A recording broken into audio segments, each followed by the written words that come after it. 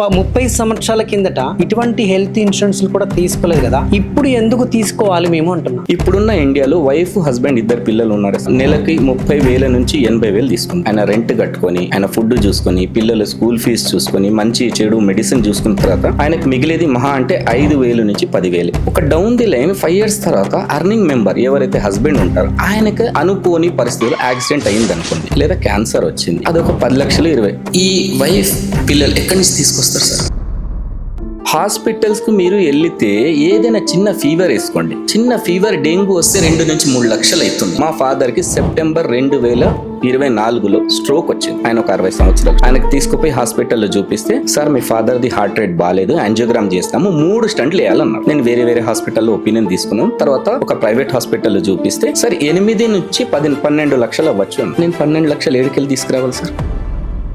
ఉన్న సేవింగ్స్ కోల్పోవాలి, అప్పు తీసుకోవాలి, లోన్స్ తీసుకోవాలి. ఈ మూడిట్లో ఏదన్నా తీసుకున్నా నా బ్యాక్ ఉన్న ఫ్యామిలీ మళ్ళీ 10 years బ్యాక్ వెళ్ళిపోతుంది. 50 సంవత్సరాల్లో హార్ట్ అటాక్ వచ్చేది, 60 సంవత్సరాల్లో హార్ట్ అటాక్ వచ్చేది, లేదా 70 సంవత్సరాల్లో క్యాన్సర్ వచ్చేది. ఇప్పుడు మీరు ఉన్న రోజుల్లో చూడండి, 32% హార్ట్ అటాక్ వస్తుంది. 37 ఉన్న వాళ్ళకి ఏం లోకం చూస్తాడండి వాడు? ఇప్పుడు చిన్న పిల్లలకి, పుట్టే పిల్లలకి బై బర్త్ హార్ట్ లో హోల్ వస్తుంది, లేదా బై బర్త్ డయాబెటీస్ వస్తుంది, బై బర్త్ జెనెటిక్ డిసార్డర్ వస్తుంది. ఎందుకు వస్తున్నాయి? యాక్సిడెంటల్ పాలసీ నేను తీసుకుంటాను. సంవత్సరానికి ఒక 20,000 కడుతున్నాను అనుకోండి. రేపటి రోజున నేను చనిపోతే నా ఫ్యామిలీకి ఎంతవరకు కవరేజ్ వస్తుంది? ఏదైతే ప్రాణం లేని వస్తువుకి ఎక్కువ విలువ ఇస్తున్నారు, అలాంటిది మన ప్రాణం అమూల్యమైన దానికి విలువ ఇవ్వడం లేదు. హెల్త్ ఇన్సూరెన్స్ ఎందుకు తీసుకోవాలి అంటే,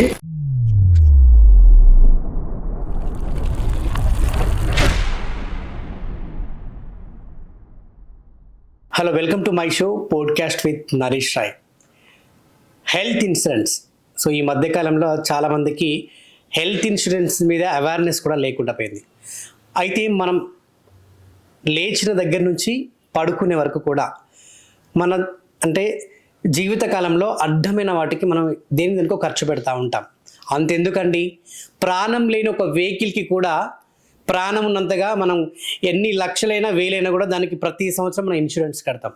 కానీ ప్రాణం ఉన్న మనకి ఈ హెల్త్ ఇన్సూరెన్స్ ఎందుకు కట్టుకోలేకపోతున్నాము? దాని విలువ మనకు ఎందుకు తెలవడం లేదు? ఎస్, ఎగ్జాక్ట్లీ ఇదే క్వశ్చన్ నేను రేస్ చేసుకునే ఈరోజు ఒక వ్యక్తిని మీ ముందుకు తీసుకొచ్చాను మన పోడ్కాస్ట్కి. So is very expert in health insurance, చాలా అనుభవం కలిగినటువంటి వ్యక్తి. So he's none other than Janagiri గారు. నమస్తే అండి. నమస్కారం సార్, ఎలా ఉన్నారు? బాగున్నాను సార్. ముందుగా welcome to my show. Thank you అండి. పొద్దున లేచిన దగ్గర నుంచి మనం పడుకునే దాకా అడ్డమైన వాటి అన్నిటికీ కూడా మనం ఖర్చు చేస్తూ ఉంటాం. కానీ మన కోసం ఏం చేసుకుంటున్నాం అనేది మనకు తెలుస్తలేదు. ఇంకోటి, నేను ఇంట్రడక్షన్లో చెప్పిన విధంగా ప్రాణం లేని ఒక వెహికల్, అది కారు అవ్వచ్చు, బస్సు అవ్వచ్చు, లారీ అవ్వచ్చు, ఒక బైక్ అవ్వచ్చు, దానికి ఎన్ని వేలైనా కూడా మనం దానికి ప్రతి సంవత్సరం ఇన్సూరెన్స్ కట్టుకుంటూ ఉంటాం. కానీ ప్రాణం ఉన్న మనం ఏ రోజు ఏమవుతుందో తెలియని మన జీవితంకి కనీసం హెల్త్ ఇన్సూరెన్స్ మనం కట్టుకోలేకపోతున్నాం. అంటే ప్రాణం లేని దానికి, మనం ప్రాణం ఉంటేనే కదా దాన్ని మనం నడిపేది. అవునండి, మనం మంచుకుంటేనే కదా మనం ఆ బైక్ తోలేదు. అటువంటిది దానికే మనం అంత ఇంపార్టెన్స్ ఇస్తున్నాము. జీవితకాలంలో సగటు మనిషి ఒక హెల్త్ ఇన్సూరెన్స్కి ఎందుకు ఇంపార్టెన్స్ ఇవ్వడం లేదు? సార్, దీనికి ఏంటంటే, యాజ్ మీరు చెప్పినట్లు జనాలు ఈ మధ్య లక్షలు పెట్టి వెహికల్స్ కొంటున్నారు, కార్లు కొంటున్నారు. మీ స్టేట్మెంట్ ప్రకారమే ఏదైతే ప్రాణం లేని వస్తువుకి ఎక్కువ విలువ ఇస్తున్నారు, అలాంటిది మన ప్రాణం అమూల్యమైనది, దానికి విలువ ఇవ్వడం లేదు, హెల్త్ ఇన్సూరెన్స్ తీసుకోవడం లేదు. ఫస్ట్ ఎందుకు హెల్త్ ఇన్సూరెన్స్ తీసుకోవాలనేది ఫస్ట్ మనం అర్థం చేసుకోవాలి సార్. హెల్త్ ఇన్సూరెన్స్ ఎందుకు తీసుకోవాలి అంటే, మీరు ఎప్పుడైనా ఒక 24 గంటల్లో ఒక 10 నిమిషాలు లేదా ఒక అరగంట టైం తీసి ఏదైనా ఒక్క హాస్పిటల్కి వెళ్ళండి. ఫస్ట్ మీరు కానీ వేరే వాళ్ళు ఒక్కసారి వెళ్ళి చూడండి, అక్కడ ఉన్న పేషెంట్స్ ఏ వ్యాధులతో బాధపడుతున్నారు, ఎంతెంత అమౌంట్ కడుతున్నారు, వాళ్ళ బాధలేంటి. కొన్ని టైంలో వాళ్ళు అప్పులు కూడా చేస్తున్నారు. ఎందుకంటే హాస్పిటల్ బిల్స్ మనం చెప్పకూడదు, కానీ వేలల్లో కాదు లక్షల్లో వస్తుంది. సో ఇలాంటి పరిస్థితిని ఎదుర్కోవాలంటే ఏం చేయాలి? మనం హెల్త్ ఇన్సూరెన్స్ తీసుకోవాలి. హెల్త్ ఇన్సూరెన్స్కి చాలామంది mediclaim policy, medical insurance policy, health insurance అంటాం. ఎందుకు తీసుకోవడం లేదు జనాలు, అదొక పాయింట్. కానీ ఇండియాలో, భారతదేశంలో హెల్త్ ఇన్సూరెన్స్ చాలా ఏమంటారు, ఎకనామిక్ ప్రైస్ అంటారు. ఇంకోటి, ఈ ప్రతి సంవత్సరం కూడా 14% ఇన్ఫ్లమేషన్ అవుతుంది. ఎస్, పెరుగుతూ వస్తుంది. అదే పాయింట్. ఫస్ట్ హెల్త్ ఇన్సూరెన్స్ ఎందుకు తీసుకోవాలి అంటే, మెడికల్ ఇన్ఫ్లేషన్ మీరు చెప్పినట్లు ఎవ్రీ ఇయర్ 14% ఇంక్రీజ్ అయితేనే ఉంది. దానికి ఎగ్జాంపుల్, ఇప్పుడు మనం 2025 సంవత్సరంలో ఉన్నాం. ఒక 10 సంవత్సరాలు మనం బ్యాక్ వెళ్తే లేదా వెనక్కి వెళ్తే ఏదైనా బైపాస్ సర్జరీ కానీ హార్ట్ సర్జరీ 2-3 లక్షలు అయిపోయింది. ఇప్పుడు అదే సర్జరీ 8 లక్షల నుంచి 10 లక్షలు అవుతుంది. ఇదే సర్జరీ రాబోయే 5 సంవత్సరాల తర్వాత 15 లక్షలు కావచ్చు, లేదా 20 లక్షలు కావచ్చు. అది మన చేతుల్లో లేదు, ఎందుకంటే ఇన్ఫ్లేషన్ పెరుగుతుంది. బికాస్ ఆఫ్ అంటే ఈ ఫార్మా ఇండస్ట్రీస్ అనుకుంటే, నాకు తెలిసి ఫార్మా ఇండస్ట్రీస్ అనుకోండి, లేదా చదువులు కానివ్వండి, కానివ్వండి, అంటే ఈ మెడికల్ సంబంధించిన జాబ్స్ కానివ్వండి, ఇన్ఫ్రాస్ట్రక్చర్ కానివ్వండి, కాస్ట్ ఆఫ్ లివింగ్ కానివ్వండి, ఇవన్నీ రీజన్స్ ఉన్నాయి. ఫస్ట్ ఇన్సూరెన్స్ ఎందుకు తీసుకోవాలి అంటే సార్, ఫస్ట్ రీజన్ మన హెల్త్ లైఫ్ స్టైల్. ఒక కాలంలో మనం విలేవాళ్ళం, 50 సంవత్సరాల్లో హార్ట్ అటాక్ వచ్చేది, 60 సంవత్సరాల్లో హార్ట్ అటాక్ వచ్చేది, లేదా 70 సంవత్సరాల్లో క్యాన్సర్ వచ్చేది. ఇప్పుడు మీరు ఇప్పుడు ఉన్న రోజుల్లో చూడండి, 32%కి హార్ట్ అటాక్ వస్తుంది. 37 ఉన్న వాళ్ళకి ఏం లోకం చూస్తాడండి వాడు. ఇప్పుడు చిన్న పిల్లలకి, పుట్టే పిల్లలకి బై బర్త్ హార్ట్లో హోల్ వస్తుంది, లేదా బై బర్త్ డయాబెటీస్ వస్తుంది, బై బర్త్ జెనెటిక్ డిసార్డర్ వస్తుంది. ఎందుకు వస్తున్నాయి? అదే లైఫ్ స్టైల్ కావచ్చు, వేరే ఏదైనా రీజన్ కావచ్చు. అయితే గత 20-30 సంవత్సరాలు మనం వెనక్కి వెళ్తే, నాకు తెలిసి నేను పుట్టినప్పుడైతే ఎల్ఐసి అని ఒకటి విన్నాను, ఒక పాలసీ. అవునండి, అది తెలుసు. సో ఈ హెల్త్ ఇన్సూరెన్స్ అనేది కామన్ గా చాలా మందికి తెలియదండి. ఈవెన్ దో బాగా చదువుకున్న వ్యక్తులకు తెలియదు. అవునండి, బాగా బిజినెస్ చేసుకున్న వాళ్ళకి తెలియదండి. అదే విధంగా ఏదైతే కామన్ పీపుల్ ఉంటారో వాళ్ళకు కూడా తెలియదు.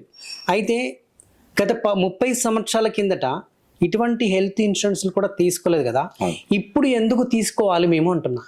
ఇప్పుడు ఎందుకు తీసుకోవాలి అంటే సార్, నేను చెప్పినట్లు హాస్పిటల్స్కి మీరు వెళితే ఏదైనా చిన్న ఫీవర్ వేసుకోండి, చిన్న ఫీవర్ డెంగ్యూ వస్తే 2-3 లక్షలు అవుతుంది. రేపొద్దున నేను చెప్పినట్లు హార్ట్ అటాక్ సర్జరీ. సార్ అంతెందుకు సార్, నా ఓన్ ఎగ్జాంపుల్, మా ఫాదర్కి సెప్టెంబర్ 2024లో స్ట్రోక్ వచ్చింది. ఆయన ఒక 60 సంవత్సరాలు స్ట్రోక్ వచ్చింది. ఆయనకు తీసుకుపోయి హాస్పిటల్లో చూపిస్తే, సార్ మీ ఫాదర్ది హార్ట్ రేట్ బాగాలేదు, యాంజియోగ్రామ్ చేస్తాము, 3 స్టంట్లు వేయాలన్నారు. నేను వేరే హాస్పిటల్లో ఒపీనియన్ తీసుకున్నాను. తర్వాత ఒక ప్రైవేట్ హాస్పిటల్లో చూపిస్తే, సార్ 8 నుంచి 12 లక్షలు అవ్వచ్చు అన్నారు. నాకు ఇన్సూరెన్స్, మా ఫాదర్కి ఇన్సూరెన్స్ చేసి పెట్టాను కాబట్టి నేను సర్వైవ్ అయిపోయాను. లేదు, అదే పొజిషన్లో నాకు మా ఫాదర్కి ఇన్సూరెన్స్ ఉండకపోయి ఉంటే నేను 12 లక్షలు ఏడుకెళ్ళి తీసుకురావాలి సార్. 1 ఉన్న సేవింగ్స్ కోల్పోవాలి, లేదా 2 అప్పు తీసుకోవాలి, లేదా 3 లోన్స్ తీసుకోవాలి. ఈ 3 ఏదన్నా తీసుకున్నా నా బ్యాక్ ఉన్న ఫ్యామిలీ మళ్ళీ 10 years బ్యాక్ వెళ్ళిపోతుంది, లేదా నా కింద ఉన్న డిపెండెంట్స్ చాలా టెన్షన్ అయిపోతారు, ఫైనాన్షియల్గా డిస్టర్బ్ అయిపోతారు. సో ఆ ఫైనాన్షియల్గా డిస్టర్బ్ కాకుండా ఉండాలి అంటే ఒకటే మార్గం సార్, హెల్త్ ఇన్సూరెన్స్ తీసుకోవాలి. దీనికి ఒక ఉదాహరణ చెప్తాను. ఇప్పుడున్న ఇండియాలో వైఫ్ హస్బెండ్ 2 పిల్లలు ఉన్నారా సార్, సగటున ఒక నెలకి 30,000 నుంచి 80,000 తీసుకుందాం. ఎందుకంటే అందరికీ 1-2 లక్షల జీతాలు లేవు. సో ఆయన 50 నుంచి 60,000 సంపాదించి, ఆయన రెంట్ కట్టుకొని, ఆయన ఫుడ్ చూసుకొని, పిల్లల స్కూల్ ఫీజు చూసుకొని, మంచి చెడు మెడిసిన్ చూసుకున్న తర్వాత ఆయనకు మిగిలేది మహా అంటే 5,000 నుంచి 10,000. ఒక డౌన్ ది లైన్ 5 years తర్వాత అర్నింగ్ మెంబర్ ఎవరైతే హస్బెండ్ ఉంటారో ఆయనకు అనుకోని పరిస్థితుల్లో యాక్సిడెంట్ అయింది అనుకోండి, లేదా హార్ట్ వచ్చింది, లేదా క్యాన్సర్ వచ్చింది, అదొక 10 లక్షలు 20. ఈ వైఫ్ పిల్లలు ఎక్కడి నుంచి తీసుకొస్తారు సార్? ఇళ్ళని అమ్ముకోవాలి, పెట్టుకోవాలి, చనిపోయేది ఇంకొక ఆప్షన్ ఉండాలి. ఇల్లు అమ్ముకోవడము, భూములు అమ్ముకోవడం, ఒంటి మీద గోల్డ్ ఉంటే గోల్డ్ అంతా అమ్ముకోవడం. అవును. సో లేదంటే అప్పు తెచ్చుకోవాల్సిన పరిస్థితి. సో ఇవన్నీ కాదనుకుంటే మీరేం చేయండి, ఒక 10 లక్షల ఇన్సూరెన్స్ చేసుకొని పెట్టుకుంటే మంచిది. మీరు ఏ కంపెనీ నుంచి తీసుకుంటారనేది ఇంపార్టెంట్ కాదు, ఎవరి దగ్గర తీసుకుంటారనేది కూడా ఇంపార్టెంట్ కాదు. కానీ హెల్త్ ఇన్సూరెన్స్ మినిమం 10 లక్షలు వైఫ్ హస్బెండ్ 2 పిల్లలకి ఉండాలి. ఇంకోటి, మీకు భారతదేశంలో హెల్త్ ఇన్సూరెన్స్ చాలా చీప్ రేట్కి వస్తుంది, అంటే ఎకనామిక్ రేట్. మీరు వైఫ్ హస్బెండ్ 2 పిల్లలకి ఒక 10 లక్షలు ఇన్సూరెన్స్ తీసుకున్నారనుకోండి, మహా అంటే మీకు 25,000 నుంచి 30,000 పడుతుందండి. అదే మీరు పర్సంటేజ్ వైజ్ క్యాల్కులేట్ చేసుకుంటే మీరు పే చేసేది 3%. అంటే 10 లక్షలకి 3% వేసుకుంటే 30,000. అదే అదర్ సైడ్ చూస్తే 97% రిస్క్ ఇన్సూరెన్స్ కంపెనీదండి. సో ఇప్పుడు నేను, నా భార్య, నా పిల్లలకి నేను ఇన్సూరెన్స్ కట్టుకుంటున్నాను. నన్ను కన్న తల్లి తండ్రి కూడా ఉన్నాడు కదా, మరి వాళ్ళకి కూడా తీసుకోవచ్చండి. ఎందుకంటే ఒక 40-45 దాటిందంటే అవునండి, సో మనకు జబ్బులు అనేది మొదలవుతాయి. అవునండి, సో వాళ్ళు ఇప్పుడు ముసలితనానికి వస్తున్నారు. అవును, డెఫినెట్ గా వాళ్ళకి హెల్త్ ఇన్సూరెన్స్ కావాలి. కావాలి. ఇప్పుడు నేను నా పిల్లలకు తీసుకున్నప్పుడు అవును. నా తల్లిదండ్రులు కూడా తీసుకోవాలి కదా. ఇలా కంపల్సరీ. మీరు ఎలా తీసుకోవాలంటే సార్, హెల్త్ ఇన్సూరెన్స్ కి ఇంతకు ముందు ఒక ఏజ్ లిమిట్ ఉండేది. ఒక టైంలో నేను జాయిన్ అయిన కొత్తలో 65 ఏజ్ వాళ్ళకి ఇస్తాము, లేదా 70 వాళ్ళకి. ఇప్పుడు హెల్త్ ఇన్సూరెన్స్ కి ఎంట్రీ ఏజ్ ఏం లేదు సార్. 80 సంవత్సరాలు ఉన్న వాళ్ళు కూడా తీసుకోవచ్చు. వాళ్ళ మెడికల్ కండిషన్ని బట్టి వాళ్ళ ప్రీమియం ఉంటుంది. సపోజ్ మీ ఫాదర్ మదర్ ఉన్నారు, వాళ్ళకి అనుకోని పరిస్థితుల్లో బీపీ కానీ, షుగర్ కానీ, డయాబెటీస్, హైపర్ టెన్షన్ ఏదో ఒకటి ఉండొచ్చు. అది వాళ్ళ ప్రైవసీ. ఆ మెడికల్ హిస్టరీని బట్టి మేము ఇన్సూరెన్స్ ఇస్తాం. వాళ్ళకి ఎంత 5 లక్షల నుంచి మీరు ₹1,00,00,000 దాకా మీ స్తోమతిని బట్టి తీసుకోవచ్చు. కాకపోతే వాళ్ళకు కూడా ఒక 10 లక్షలు అయితే మ్యాండేటరీగా కంపల్సరీగా ఉండాలి. అందుకే నేను ఫస్ట్లో కూడా అదే చెప్తాను, ఆరోగ్య బీమా తప్పనిసరి, ఎంపిక కాదు. Health insurance is mandatory, not choice. Compulsory అనేది హెల్త్ ఇన్సూరెన్స్ ఉండాలి. నెక్స్ట్, హెల్త్ ఇన్సూరెన్స్ ఎందుకు ఉండాలి అని మీరు అడిగారు. నేను కొన్ని ఉదాహరణలు చెప్తాను. హార్ట్కి సంబంధించిన సర్జరీలు 8 నుంచి 10 లక్షలు చెప్పాను. క్యాన్సర్ వస్తే ఎంత నరేష్ గారు తెలుసా మీకు? ఆల్మోస్ట్ 40-50 lakhs ఈజీగా అవుతాయి. ఈజీగా 30 లక్షల నుంచి 50 లక్షలు అవుతాయి. అదే మాదిరిగా కిడ్నీ ఫెయిల్ అయినాయి, డయాలిసిస్ ప్లస్ ట్రాన్స్ప్లాంట్ చేయాలంటే 20 లక్షల నుంచి 30 లక్షలు అవుతాయి. బోన్ మ్యారో ట్రాన్స్ప్లాంట్ 40 లక్షల నుంచి 50 లక్షలు అవుతాయి. లివర్ ట్రాన్స్ప్లాంట్ 60 నుంచి 80 లక్షలు అవుతాయి. ఇవి అందరికీ వస్తాయని నేను చెప్పడం లేదు, కానీ వస్తే మీరు ఏం చేస్తారు? ఒకటి, వ్యాధి ప్రమాదం చెప్పి రాదు. మీ తలరాత మీద, నా తలరాత మీద రాసి లేదు నాకు. లేదా మీరు లైఫ్ లాంగ్ 100 సంవత్సరాల వరకు ఇలాగే హెల్త్ ఉంటుందని మీరు గ్యారంటీ ఇవ్వచ్చా? నాకు ఇవ్వలేరు. సో ఆరోగ్య బీమా అనేది తప్పనిసరి సార్. సో యావరేజ్ గా మన ఇండియాలో సో అంటే సగటుగా జనాభా అంటే మన ఇండియన్ పాపులేషన్ బట్టి రోగాలతో ఎంతమంది చనిపోతున్నారు సార్? మీరు యావరేజ్గా చూస్తే మనది ఒక 140 కోట్లు ఉంటుందా జనాభా? 150 కోట్లు అనుకో. అందులో ఇన్సూరెన్స్ ఉన్న వాళ్ళు 14% అండి. అది చాలా బ్యాడ్ పాయింట్. ఇన్ని స్కీమ్స్ ఉన్నా ప్రజలు ముందుకు రావడం లేదు. ఇప్పుడు నేను చెప్తాను ఎందుకు తీసుకోవాలి అంటే, ఈ 140 కోట్లలో 26% అంటే 26% లంగ్ డిసీజ్తో చనిపోతున్నారు. అది లంగ్ ఫెయిల్యూర్ కావచ్చు, క్యాన్సర్ కావచ్చు. ఈ 140 కోట్లు 12% యాక్సిడెంట్లతో అంటే ప్రమాదవశాత్తు చనిపోతున్నారు.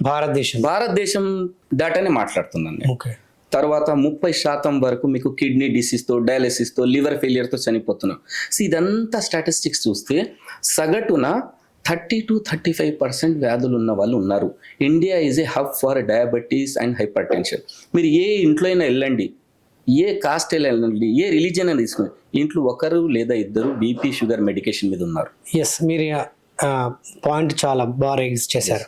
ఇప్పుడు నాకు, నా పిల్లలకు అంతా బాగానే ఉంది, అంటే ఎటువంటి డిసీజ్లో మేము ఇన్సూరెన్స్ తీసుకుంటున్నాం. అవునండి. నా భార్యకు వచ్చేసి బీపీ, షుగర్ ఉంది. అవునండి. సో అప్పుడు ఎలా క్యాలిక్యులేట్ అవుతుంది? అంటే వాళ్ళకి సపరేట్ ఏదైనా ఉంటుందా, లేకుంటే మేము తీసుకున్న పాలసీ ఆమె కూడా ఈక్వల్గా, అంటే అది కూడా మీరు దాన్ని క్యాలిక్యులేట్ చేస్తారా? ఎలా ఉంటుందంటే సార్, మీకు ఇంతకుముందు చెప్పినాను, భార్య భర్త ఇద్దరు పిల్లలకి 10 లక్షలు తీసుకుంటే 25,000 నుంచి 30,000కు 10 లక్షలు పాలసీ ఇస్తారు. సపోజ్ మీ నలుగురిలో ఏ ఒక్కరికైనా లేదా ఇద్దరికి బీపీ, షుగర్ ఉందనుకుందాం. మేము ఏం చేస్తాము, రిస్క్ ఫ్యాక్టర్ని బేస్ చేసుకొని ఆ 25,000కి లేదా 30,000కి 20% నుంచి 30% లోడింగ్ వేస్తాం. ఆ లోడింగ్ ఎందుకు వేస్తామంటే, మీ బాడీలో మీరు ఆల్రెడీ మెడిసిన్ వాడుతున్నారు కాబట్టి. ఇన్సూరెన్స్ ఏమంటుందంటే, I will take unknown risk అంటే ఇన్సూరెన్స్ పాలసీ తీసుకున్న తర్వాత నా దగ్గర వస్తే ఏదైనా అయితే నేను భరిస్తాను. కాకపోతే మీకు ఇన్సూరెన్స్ తీసుకోక ముందే కొన్ని వ్యాధులు ఉన్నాయి కాబట్టి దానికి తగిన అడిషనల్ ప్రీమియం అంటాం, లేదా లోడింగ్ అంటాం. అది తీసుకుని డే 1 నుంచి కవర్ చేస్తాం. అంటే ఒక వైఫ్ అండ్ హస్బెండ్, ఇద్దరు పిల్లలు, ఏ వ్యాధి లేకుండా 25,000 కడుతున్నారు. అదే ఫ్యామిలీ, వైఫ్ హస్బెండ్, ఇద్దరు పిల్లలు, బీపీ, షుగర్ లేదా 1 లేదా 2 ఉన్నాయి కూడా మేము కవర్ చేస్తాము. ఒక 6 నుంచి 10,000 అడిషనల్ ప్రీమియం తీసుకుంటాం. కానీ ఇయర్లీ. ఓకే. కానీ ఇది ఏదైతే ఇప్పుడు యాక్సిడెంటల్ గా డెత్ అయినా కానీ, యాక్సిడెంటల్ గా ఇంకేదన్నా కానీ, సో సేమ్ కవరేజ్ ఈక్వల్ గా వస్తుంది సార్. ఎటువంటి, ఎందుకంటే మీరు డిక్లేర్ డిసీజ్ ఉన్న వాళ్ళకి కానీ లేకున్నా కూడా. ఓకే. ఎందుకంటే మేము అడిషనల్ ప్రీమియం తీసుకుంటున్నాం కాబట్టి ఇస్తున్నాం. ఇవి కాకుండా మేజర్ అంటే మీరు చెప్పినట్లు బీపీ షుగర్ కాకుండా ఏదైనా మేజర్ లేదా హార్ట్లో స్టంట్ ఉంది లేదా క్యాన్సర్ ఉందంటే అప్పుడు కొంచెం ఆలోచించాల్సి వస్తుంది. పాలసీ వాళ్ళ హెల్త్ కండిషన్ని బట్టి ఇవ్వచ్చు, ఇవ్వకపోవచ్చు. ఇంకోటి, ఇప్పుడు నేను పాలసీ తీసుకున్న హెల్త్ ఇన్సూరెన్స్ ఎస్, ఒక 5 సంవత్సరాలు కంటిన్యూస్గా కట్టిన. అవును. 5 సంవత్సరాలు మా ఇంట్లో ఎవరికి ఎటువంటి పెద్ద మేజర్ ప్రాబ్లమ్స్ రాలే, యాక్సిడెంటల్ ఏం కాలేదు. అవును. సో మరి నేను కట్టిన డబ్బులు వేస్ట్ అయిపోతాయి కదా? లేదు సార్ నరేష్ గారు, ఎట్లయితుందంటే మీరు మీ భార్య 2 పిల్లలు కలిసి ఒక 10 లక్షల పాలసీ తీసుకున్నారు, మంచిది. మీరు ఇయర్ అయిపోయిన తర్వాత మళ్ళీ 25,000 30,000 కట్టారు. సో మీరు 1 ఇయర్ ఏ క్లెయిమ్ తీసుకోలేదు. అప్పుడు ఏమవుతుంది, మీ 10 లక్షలు ఉన్న పాలసీకి ఇన్సూరెన్స్ కంపెనీ ఏమంటదంటే, బాబు మీరు మా దగ్గర క్లెయిమ్ చేసుకోలేదు కాబట్టి నో క్లెయిమ్ బోనస్, దాన్ని ఎన్సిబి అంటాం షార్ట్ ఫామ్ లో, no claim bonus. Okay. No claim bonus ఎలా ఉంటుందంటే, మీరు తీసుకున్న పాలసీకి 20%, అంటే 10 లక్షలకి 20% ఎంత అవుతుంది, 2 లక్షలు అవుతుంది. సో 10 లక్షలకి 2 లక్షలు మేము యాడ్ చేస్తాం పాలసీ. అచ్చా. సో మీరు కట్టేది 25,000, బోనస్ వచ్చేది 2 లక్షలు. ఇది మొదటి సంవత్సరానికి. అలాగే మీరు 5 సంవత్సరాలు అంటే 5 సంవత్సరాలు మీరు మీ ఫ్యామిలీలో 4 హెల్దీగానే ఉన్నారు, ఎటువంటి క్లెయిము మీరు తీసుకో. 5 సంవత్సరాలకి ఎంత అవుతుంది అనుకుంటున్నారు? 10 లక్షలు బేస్ పాలసీ, 2 లక్షలు 1 సంవత్సరానికి, అంటే 5 సంవత్సరాలకి అది కూడా 10 లక్షలు అయిపోయింది. సో 10 + 10 20 లక్షలు అయిపోయింది. ఓకే. ఎగ్జాంపుల్ మీరు కట్టింది 1,25,000 లేదా 1,50,000 అనుకుందాం, కానీ మీకు బోనస్ 10 లక్షలు అయిపోతుంది. సో హెల్త్ ఇన్సూరెన్స్ ఈ ప్రకారంగా కూడా మీకు బెనిఫిటే. డబ్బు అనేది రిటర్న్ రాదు. కానీ మనం ఇంకో ఎగ్జాంపుల్ తీసుకుందాం. మీరు 5 సంవత్సరాలు కట్టారు, 10 లక్షల బేస్ పాలసీ, 10 లక్షల బోనస్ అయిపోయింది. 6వ సంవత్సరంలో అనుకోని పరిస్థితులు రాకూడదు, ఒక 22 లక్షల క్లెయిమ్ వచ్చింది అనుకుందాం. సో అప్పుడు మేము 20 లక్షలు ఇవ్వాల్సిందే కదా, మీ బోనస్ మీకు వచ్చినట్లే కదా. ఆ ఓవరాల్ క్యాల్కులేట్ చేసుకుని మీరు పే చేసి 1,50,000 కదా సార్. సో ఆ ప్రకారంగా క్యాల్కులేట్ అవుతుంది. ఇది కాకుండా మీరు సెక్షన్ 80D కింద మీరు ఏదైతే ప్రీమియం కడుతున్నారో 25,000, 30,000, 50,000, అది మీరు Indian income tax 80D section ప్రకారము మీ ఆడిటర్కి కానీ ఇస్తే మీరు 50,000 వరకు మీరు క్లెయిమ్ చేసుకోవచ్చు. అట్లా కూడా ఉంటుంది. ఎస్, ఇది కూడా మీరు క్లెయిమ్ చేసుకోవచ్చు. ఓకే. అది ప్రొవిజన్ ఉంది, గవర్నమెంటే యాక్ట్ పెట్టింది, అది దాంట్లో కూడా మీరు క్లెయిమ్ చేసుకోవచ్చు. ఓకే. ఇప్పుడు అనుకోకుండా నా ఫ్యామిలీలో ఎవరో ఒకరు చనిపోయారు అనుకోండి, నేను తీసుకునే ఈ హెల్త్ ఇన్సూరెన్స్. అవునండి. అప్పుడు మాకేంటి బెనిఫిట్? సపోజ్ మీరు చెప్పినట్లు ఎవరో ఒకరు చనిపోయారు, ఏదో ఒక రీజన్ వల్ల చనిపోయారు. సో మీరు ఫస్ట్ థింగ్ యాక్సిడెంటల్ కాదు, నార్మల్గానే చనిపోయారు. మీరు ఏదైతే 4గురికి ప్రీమియం 25,000, 30,000 కడుతున్నారు, దీనికి డెత్ బెనిఫిట్ రాదు. అప్ టు డెత్ ఇస్తాం. డెత్ బెనిఫిట్ అనేది మీరు టర్మ్ పాలసీ తీసుకోవాలి, ఇది హెల్త్ ఇన్సూరెన్స్. కాకపోతే మీరు 4గురికి ఏదైతే 30,000 కడుతున్నారో, మీరు ఎప్పుడైతే సో పర్సన్ చనిపోయారు, ఇప్పుడు రీసెంట్గా నాకు 2 క్లయింట్స్ చనిపోయారు, మేమేం చేస్తామంటే మీకు తగిన డాక్యుమెంట్ తీసుకుంటాం, డెత్ సర్టిఫికేట్ కానీ హాస్పిటల్ డిశ్చార్జ్ మరి. సో మేము ఏం చేస్తాం, ప్రోరాటా కింద ఫలానా పర్సన్ చనిపోయారని ఆ పర్సన్ పేరు డిలీట్ చేసేసి మీకు అయ్యే 30,000 కాకుండా 22,000, 21,000 ఆ ప్రీమియంకి ప్రోరాటా మ్యాచ్ చేసి మళ్ళీ మీకు పాలసీ ఫోర్స్లోనే ఉంటుంది. మళ్ళీ మీ పాలసీ ఫోర్స్లోనే డెత్ బెనిఫిట్ ఒకటి రాదు. అప్ టు డెత్ హాస్పిటల్లో ఉన్నారు, అప్ టు డెత్ వరకు పే చేస్తాం. డెత్ బెనిఫిట్ రావాలంటే మళ్ళీ యాక్సిడెంటల్ గా డెత్ అయినా కూడా రాదు. యాక్సిడెంటల్ డెత్ అయితే యాక్సిడెంటల్ డెత్ బెనిఫిట్ పాలసీ అని ఒకటి ఉంటుంది. అది వేరు. దీంట్లో మాత్రం అవన్నీ అప్ టు ట్రీట్మెంట్ ఇస్తాం. ట్రీట్మెంట్ వరకు కేవలం అంటే మీరు ఫలానా మనిషి చనిపోయారు, మా ఇన్కమ్ పోయింది లేదని దానికి యాక్సిడెంటల్ పాలసీ అనేది ఒకటి తీసుకోవాలి. Okay. For example accidental policy అని తీసుకుంటా. రైట్. ఓకే. ఒక నెలకు వచ్చేసి ఒక 20,000, సంవత్సరానికి ఒక 20,000 కడుతున్నాను అనుకోండి. రేపటి రోజున నేను చనిపోతే నా ఫ్యామిలీకి ఎంతవరకు కవరేజ్ వస్తుంది? ₹1,00,00,000 వరకు వస్తుందండి. హౌ, ఎలా? యాక్సిడెంటల్ పాలసీ అనేది హెల్త్ పాలసీకి డిఫరెంట్. హెల్త్ పాలసీ అనేది వేరే ట్రీట్మెంట్స్కి అడ్మిట్ అయితే కవర్ అవుతుంది. యాక్సిడెంటల్ పాలసీలో మీకు day 1 నుంచి కవరేజ్ ఉంటుంది. యాక్సిడెంటల్ పాలసీ ఎట్లుంటుందంటే 1,00,000కి ₹150 నుంచి 200 ఉంటుందండి, అంతే ఉంటుంది, ఎక్కువ ఉండదు. ఎందుకంటే యాక్సిడెంట్స్ జరగడం చాలా రేర్ ఉండొచ్చు, చాలా రేరు. రెండోది యాక్సిడెంటల్ డెత్ రావడం కూడా చాలా రేర్. అంటే యంగ్ ఏజ్ గ్రూప్కి చెప్తున్నాను. ఓకే, యంగ్ ఏజ్ గ్రూప్ ఏదో హెవీ డ్రైవింగ్ లేదా అవతలోడు వచ్చి కొట్టడంలో చనిపోయినది వేరే విషయం. సో మేమేం క్యాల్కులేట్ చేస్తామంటే, ఎప్పుడైతే మీరు యాక్సిడెంట్ పాలసీ చేస్తారో మీ సెకండ్ ఎవరైతే మీకు నెక్స్ట్ ఉంటారో ఫ్యామిలీ, వైఫ్ కానీ లేదా బ్యాచిలర్ ఉంటే చెల్లెలు కానీ అమ్మ కానీ నాన్న, మీరు ఏదైతే నామినీ సెలెక్ట్ చేస్తారో అలాంటి నామినీకి యాడ్ చేస్తాం. యాక్సిడెంటల్ డెత్ అయితే ఎవరైతే డాక్యుమెంట్స్ ఎఫ్ఐఆర్ కానీ సబ్మిట్ చేస్తే ఆ టోటల్ అమౌంట్ డిస్బర్స్ చేస్తాం. దానికి యాక్సిడెంటల్ సో ఇంకొకటి చెప్పండి. యాక్సిడెంటల్ పాలసీ తీసుకున్నాక మన ఇంట్లో అనుకోకుండా ఎవరో ఒక వ్యక్తి చనిపోతే సో వెంటనే అంటే ఏదైతే కవరేజ్ ఉంటుందో కంప్లీట్గా ఆ వ్యక్తికి అంటే కంప్లీట్గా ఫ్యామిలీకి వస్తుందా అసలు ఏంటి? యాక్సిడెంటల్ ఇన్సూరెన్స్ పాలసీ అనేది డిఫరెంట్ నరేష్ గారు. ఒకటి ఏంటంటే మీరు హెల్త్ ఇన్సూరెన్స్ ఫ్యామిలీకి వైఫ్ హస్బెండ్ ఇద్దరు పిల్లలు వాట్ ఎవర్ ఫ్యామిలీకి తీసుకుంటారు. యాక్సిడెంటల్ ఇన్సూరెన్స్ పాలసీ అనేది ఓన్లీ అడల్ట్స్కి ఇస్తాం, భర్త లేదా భార్యకి ఇస్తాం, చిల్డ్రన్స్కి ఇవ్వలేము. లెస్ దెన్ 18 years మైనర్ కాబట్టి వాళ్ళకి ఇవ్వలేము, అర్నింగ్ ఇన్కమ్ కూడా ఉండదు కాబట్టి వాళ్ళకి ఇవ్వలేము.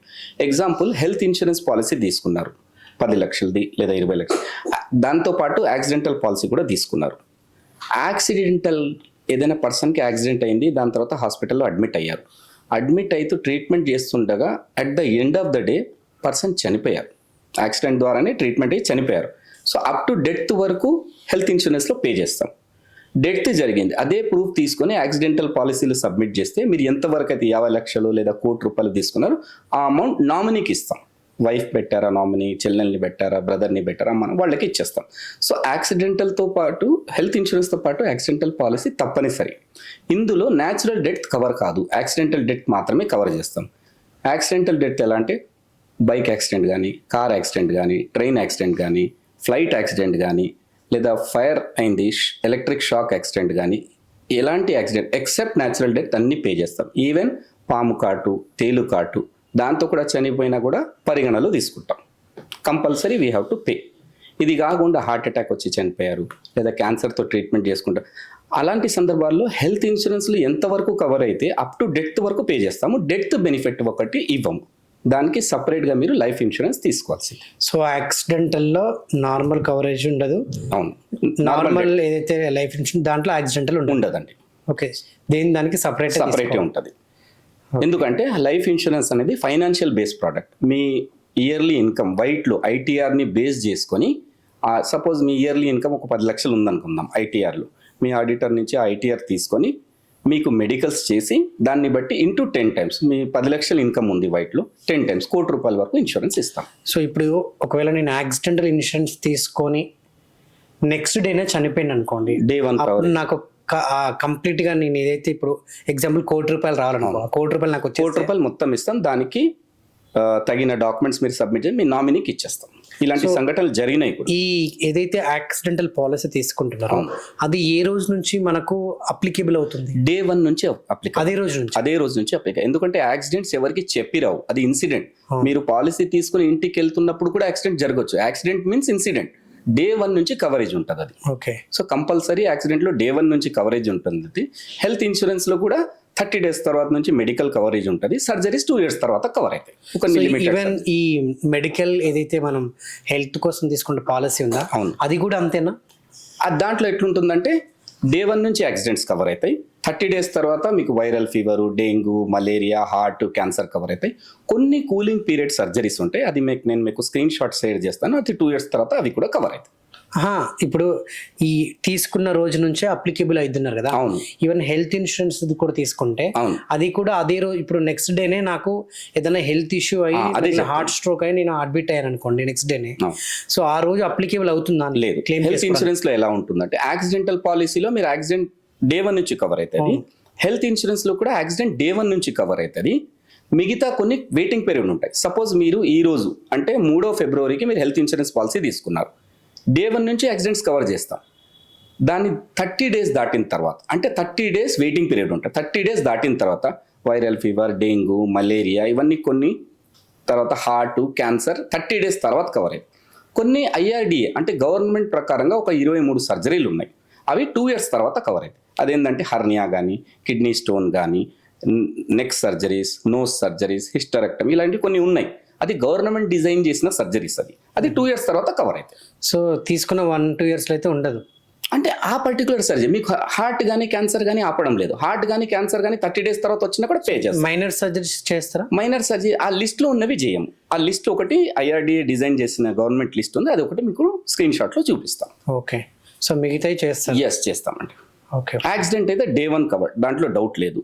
హెల్త్ ఇన్సూరెన్స్ కూడా 30 days తర్వాత 90% కవరేజ్ అండి. కొన్ని సర్జరీస్ అది కూడా మీకు ఒక ఏజ్ వచ్చిన తర్వాత వస్తాయి. ఇప్పుడు ఎగ్జాంపుల్ మీరు ఒక పర్సన్కి 30 years ఏజ్ ఉందనుకుందాం, ఆయనకి ఏమైనా హైడ్రోసిల్ కానీ లేదా హర్నియా కానీ రావచ్చా? రావు. ఒక సర్టెన్ ఏజ్ వచ్చిన తర్వాత అయితే. అందుకే మేము ఏమంటాము, హెల్త్ ఇన్సూరెన్స్ అని అర్లీ ఏజ్లో తీసుకోవాలి, 30sలో తీసుకోవాలి. తీసుకుంటే వాళ్ళకి తగిన ఏజ్ వచ్చినప్పుడు తగిన బెనిఫిట్ దొరుకుతుంది. ఓకే. సో ఇప్పుడు చాలామంది అంటే నెలకు 20,000 లేకుంటే 15,000 సంపాదించే వాళ్ళు ఉంటారు. అవునండి. సో డెఫినెట్గా వాళ్ళకు కూడా హెల్త్ ఇన్సూరెన్స్ పాలసీ తీసుకోవాలని ఉంటుంది. సో సగటు అంటే ఒక అంటే బిలో యావరేజ్ పర్సన్ మరి ఎటువంటి పాలసీ తీసుకుంటే ఆయన అంటే లైఫ్లో ఆయన కూడా ఏదైతే కవరేజ్ అనేది హెల్త్ కానివ్వండి, యాక్సిడెంటల్ కానివ్వండి, సో ఎటువంటి చూస్ చేసుకోవచ్చు, మీరు ఆయనకు ఎలా గైడ్ చేస్తారు? సార్, ఒకటి ఇన్కమ్ మీరు చెప్పినట్లు యావరేజ్ ఇన్కమ్ ఉన్నవాళ్ళు 15,000 లేదా 20,000 సంపాదిస్తున్న వాళ్ళు సేమ్ పాలసీ ఇస్తాం. కవరేజ్ కొంచెం తక్కువ ఉంటుంది. నేను మీకు చెప్పినట్లు ఇంతకుముందు 10 లక్షలకి వైఫ్ హస్బెండ్ ఇద్దరు పిల్లలకి 25,000 లేదా 30,000 అవుతుంది. వాళ్ళు దాంట్లో తక్కువ సమ్ ఇన్సూరెన్స్ 3 లక్షలు కానీ 5 లక్షలు కానీ కూడా తీసుకోవచ్చు. దాంట్లో ఏం లేదు. కాకపోతే ఆ పర్టికులర్ బడ్జెట్ వాళ్ళ ఫ్యామిలీకి సరిపోతుందా లేదా అనేది ఒక క్వశ్చన్ మార్క్. ఈ రోజుల్లో ఉన్న హాస్పిటల్ కాస్ట్కి ఏది కానీ లేదు అంటే వాళ్ళు ఆ పర్టికులర్ ఏదైతే 10 లక్షలు తీసుకుంటున్నారో దాంట్లో వాళ్ళు క్రెడిట్ కార్డ్ సదుపాయం ఉంటే ఈఎంఐస్లో కూడా కన్వర్ట్ చేసుకోవచ్చు. అట్లా కూడా. సో జనరల్గా ఇప్పుడు మనం ఒక హెల్త్ పాలసీ తీసుకోవాలంటే ఎట్ ఏ టైం కట్టాలా, లేకుంటే దానికి కూడా టర్మ్స్ ఉంటాయి? 3 నెలలకు, 6 నెలలు, లేకుంటే సంవత్సరమే ఉంటుందా? అసలు ఏంటి హెల్త్ ఇన్సూరెన్స్ అనేది? ప్యూర్లీ 1 year ప్రోడక్ట్ అండి. ఒకటేసారి 1 year కట్టాలి. కొంతమంది ఏంటంటే నాకు 1 year మళ్ళీ ప్రాబ్లం అనేది 1 year, 2 year, 3 years ఆప్షన్ ఉంటుంది.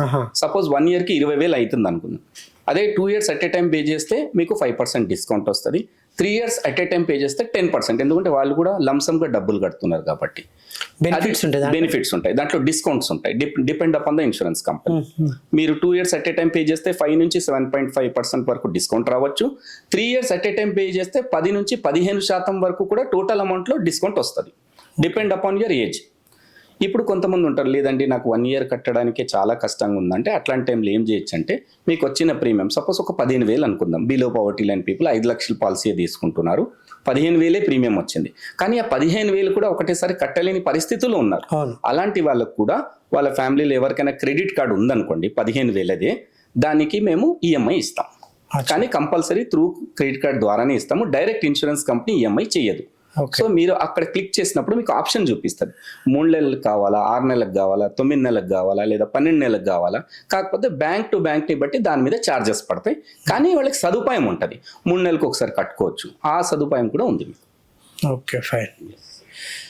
సో చివరిగా అసలు అంటే తప్పకుండా సగటు మనిషి తప్పకుండా ఇన్సూరెన్స్ అంటే హెల్త్ ఇన్సూరెన్స్ పాలసీ కానివ్వండి, యాక్సిడెంటల్ పాలసీ కానివ్వండి, అసలు తప్పనిసరిగా తీసుకోవాల్సిందే అన్న దానికి ఫైనల్గా ఏం చెప్తారు? సార్, నేను ఒక ఉదాహరణ ఇస్తాను. వేరే వాళ్ళది కాదు, మా ఫ్యామిలీలోనే 2 ఉదాహరణలు ఇస్తాను. 2022 నా అమ్మాయి సుజాత స్కూల్ హ్యాబిట్స్లో చదువుతుంది. వన్ ఫైన్ డే నార్మల్గా ఆటో ఉంది, ఆటో పికప్ చేస్తుంది. పిల్లలు ఇప్పుడు ఆడుతున్నప్పుడు ఏం చేస్తారు, ఆటో నుంచి పైకి దుంకడము అలా చేస్తుంటారు. సో ఇప్పుడు ఏమైందంటే నా పిల్లలతో పాటు వేరే పిల్లలతో పాటు ఆడుకుంటున్నారు. సడన్గా గ్రిప్ స్లిప్ అయ్యి నా అమ్మాయి ఆటో నుంచి బయట పడిపోయింది. ఇది జరిగిన సంఘటన 2022 జూలై. పడిపోతే ఆమెకి 4 head కట్ అయింది, ఇది లిప్స్ కింద కట్ అయింది, 3 పళ్ళు ఇరిగిపోయినాయి. ఆటో వాడు నాకు ఇమీడియట్ ఫోన్ చేస్తే నేను అప్పటికి ఫుల్ ట్రాఫిక్ 3 o'clock ఎట్లుంటుంది హ్యాబిట్స్, నేను రష్ చేసిన ఆ ప్లేస్కి నేను నా వైఫ్తో కలిసి.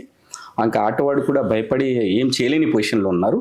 ఇంకా పోలీస్ అక్కడ రాలేదు కాబట్టి ఎవరో హిట్ అండ్ డ్రైవ్ వెళ్ళిపోయారు. పోలీస్ అక్కడ రాలేదు. ఇమీడియట్గా రష్ అయితే అక్కడి నుంచి దగ్గరలో ఉన్న హాస్పిటల్ పోయినాం, కేర్ హాస్పిటల్. వాళ్ళు ఏమన్నారంటే పీడియాట్రిక్ ఇప్పుడు లేరు, పాప చాలా చిన్నది, మా దగ్గర పీడియాట్రిక్ లేదు, ఇట్ విల్ టేక్ టైం అన్నారు. వెంటనే నేను మా రిలేటివ్స్తో మాట్లాడి రెయిన్బో హాస్పిటల్ బంజారా హిల్స్కి తీసుకెళ్ళాను. So thanks to first of all Rainbow children's hospital, they have very good equipment. వెళ్తేనే అమ్మాయి ఈ లోపు నేను ట్రావెల్ చేసే లోపల అమ్మాయి షాక్లో ఉండిపోయింది. ఎందుకంటే ఆమెకు యాక్సిడెంట్ జరిగింది కాబట్టి చిన్న పాప, బ్లడ్ లీక్ అయింది. సో మేము కూడా చాలా షాక్లో ఉన్నాము. రెయిన్బో హాస్పిటల్ రష్ అయినాము. రెయిన్బో వాళ్ళు ఒకటే ఆశ్వాసం ఇచ్చారంటే, sir it is out of danger, death ఏం కాదు, మీరేం టెన్షన్ పడకండి. వెంటనే ట్రీట్మెంట్ స్టార్ట్ చేశారు. అమ్మాయిని లోపల ఐసీయూలో షిఫ్ట్ చేశారు. 1 day అయితే ఐసీయూలో పెట్టాలి సార్, ఇమీడియట్ అయితే ఆపరేషన్ చేయలేము, ఎందుకంటే జరిగింది ఈవినింగ్ కాబట్టి ఏదైనా surgeries next day morning.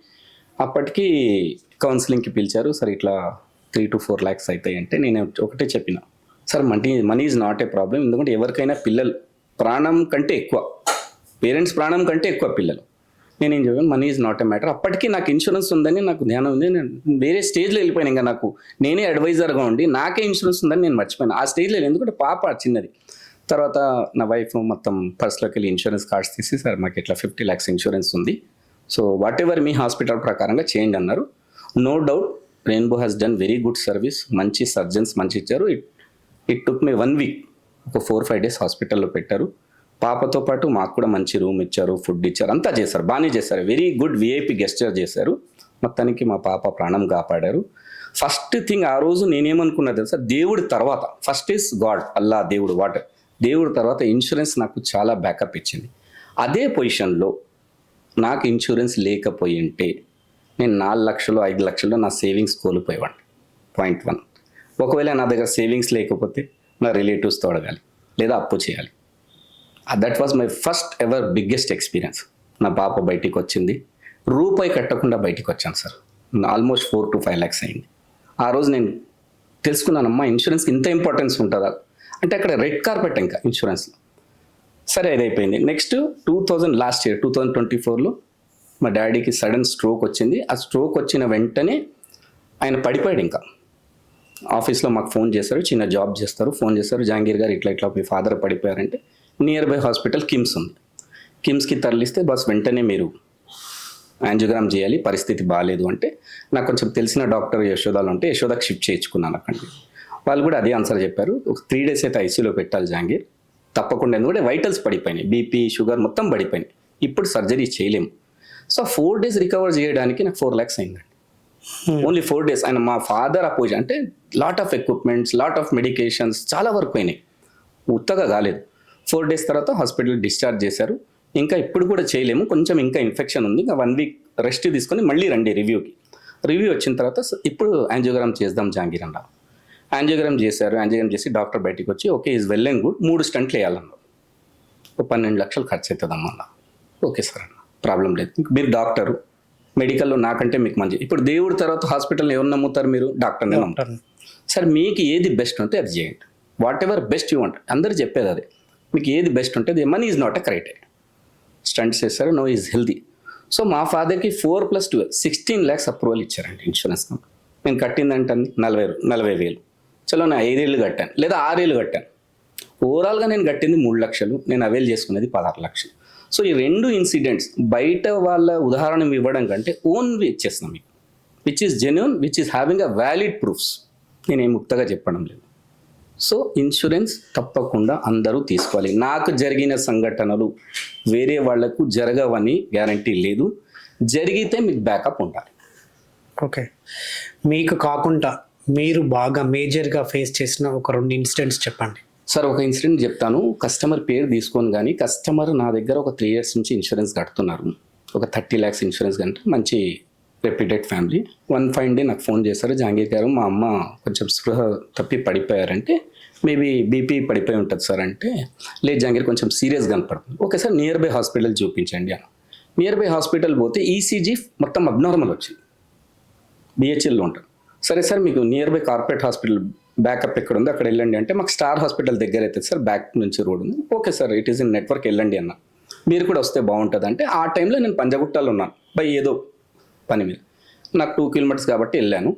Star hospital Mannem Gopichand గారు డాక్టర్స్ చూసారంతా చూసి వాల్వ్ రీప్లేస్మెంట్ చేయాలమ్మా అన్నారు హార్ట్లో, అదే మెడికల్ కోడింగ్. సరే సార్ ఎంతవరకు అవ్వచ్చు అంటే 12 నుంచి 15 లక్షలు అవుతుందా? ఓకే సార్ ప్రొసీడ్ అవ్వండి, కస్టమర్కి అయితే ఇన్సూరెన్స్ ఉంది అన్నారు. ఒక 2 days పెట్టారు, ఎందుకంటే ఏజ్ ఎక్కువ 60+ లేడీ కాబట్టి. 1 day అయితే ఆమెకి షుగర్ కంట్రోలు, బీపీ కంట్రోలు, స్పృహలో రావాలి, ఇవన్నీ వైటల్స్ మెయింటైన్ చేయడానికి 24 hours పట్టింది. మొత్తానికి ఒక 4-5 days పెట్టిన తర్వాత సర్జరీ అయింది బాగానే. ఎప్పుడైతే నేను డిశ్చార్జ్కి వెళ్ళానో వాళ్ళ ఫాదర్ నాకు ఒకటే అన్నారు, జహాంగీర్ గారు దేవుడి తర్వాత మిమ్మల్ని గుర్తుపెట్టుకుంటానండి, ఇప్పుడు సెకండ్ ప్రాణం పోసారు మా వైఫ్కి అన్నారు. సార్ నేను చేసేది ఏం లేదు, ఫస్ట్ ఐ థింక్ దేవుడు చేశాడు, సెకండ్ ఇన్సూరెన్స్ కంపెనీ చేసింది, నేను గైడెన్స్ మాత్రం అడ్వైస్ కానీ ఒకటి ఇవ్వగలను సార్. నేను అందరికీ ఈరోజు అదే చెప్తాను, సార్ మీరు ఇన్సూరెన్స్ తీసుకోండి, నా దగ్గర కాకపోయినా వేరే వాళ్ళ దగ్గర ఎవరి దగ్గరైనా తీసుకోండి, కానీ మీ ఫ్యామిలీని కాపాడుకోండి. సో ఇలాంటి ఇన్సిడెంట్స్ చాలా ఉన్నాయి. సో దయచేసి వ్యాధి కానీ ప్రమాదం కానీ ఎవరికి రాదు అనేది లేదు, ఎవరి తల మీద రాయలేదు. పోనీ నేను 100 years గ్యారంటీగా ఇదే హెల్త్లో ఉంటానంటే కూడా గ్యారంటీ లేదు. దయచేసి చేతులు జోడించి నమస్కరించి చెప్తున్నా, హెల్త్ ఇన్సూరెన్స్ తీసుకోండి. ఇది నేను ఫైనల్గా చెప్పాలి. Okay, thank you so much. నిజంగా ఈరోజు హెల్త్ ఇన్సూరెన్స్ గురించి చాలా బాగా మీరు అంటే చాలా తెలియని పాయింట్స్, ఇంకోటి ఒక అంటే నాకు తెలిసి ఈ వీడియోతో కొంత అవేర్నెస్ కూడా వస్తుంది. సో చాలా బాగా గైడ్ చేస్తూ చెప్పారు మీరు. సో ఇకనైనా ఈ పోడ్కాస్ట్ చూసినాక ఎవరైతే అంటే డబ్బులు ఉన్న వాళ్ళు కానీ ఈవెన్ మిడిల్ క్లాస్ ఫ్యామిలీ కానీ డెఫినెట్గా ఇన్సూరెన్స్ తీసుకుంటారని చెప్పేసి అనుకుంటున్నాను. అవును సార్. సో డెఫినెట్గా ప్రతి ఒక్కరు మన జీవితంలో ప్రాణం లేని ఒక వెహికల్కి ఎలా అయితే ఇన్సూరెన్స్ కడుతున్నామో అదే విలువ ఉన్నటువంటి మన ప్రాణానికి కూడా విలువ కట్టుకొని ఒక ఇన్సూరెన్స్ పాలసీని చేసుకోండి. డెఫినెట్గా ఏ రోజు ఏ ప్రమాదం ఎటు నుంచి ఎలా వస్తుందో కూడా మనకు తెలియదు.